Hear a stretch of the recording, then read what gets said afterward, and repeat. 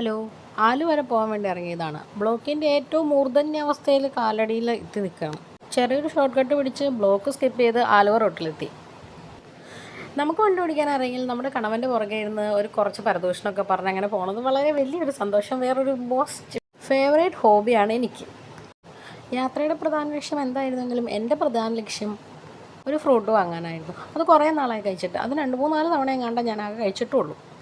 ഇപ്പം ആ പെട്ടിന്ന് കൊട്ടയിലേക്ക് വാരിയിട്ടതാണ് ലോങ്ങൻ പഴം. മലയാളത്തിൽ വേറെ പേരുണ്ടെന്ന് ഗൂഗിൾ പറഞ്ഞു.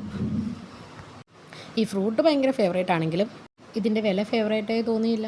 അതുകൊണ്ട് 1/2 കിലോ ആണ് വാങ്ങിയുള്ളൂ. ഞാൻ വാങ്ങിയപ്പോൾ 1 കിലോ 300 രൂപയായിരുന്നു. ആക്രാന്തം കൂടുതലാണെങ്കിൽ 150 രൂപയ്ക്ക് മതിയെന്ന് പറഞ്ഞു. അത്താഴം കഴിഞ്ഞ് ഇതും കൂടെ അകത്താക്കിയിട്ടാണ് ഞാൻ കിടന്നത്. ഇതിൻ്റെ സ്കിന്ന് നല്ല ഹാർഡാണ്, പക്ഷേ ഫ്ലഷ് ഭയങ്കര സോഫ്റ്റാണ്. അത്യാവശ്യം നല്ല മധുരമുണ്ട്. നമ്മൾ റംബൂട്ടാൻ്റെ ലിച്ചിയുടെ ഒക്കെ ഒരു ടെക്സ്ചറാണ് ഈ ഫ്രൂട്ടിന്. ഇപ്പോൾ കാണിച്ച് ഞാൻ തിന്ന് തീർത്ത എൻ്റെ കുരുവാണ് ഗൈസ്. പിന്നെ നമുക്ക് നടാം, മുളയ്ക്കുമെന്ന് അറിയണമല്ലോ.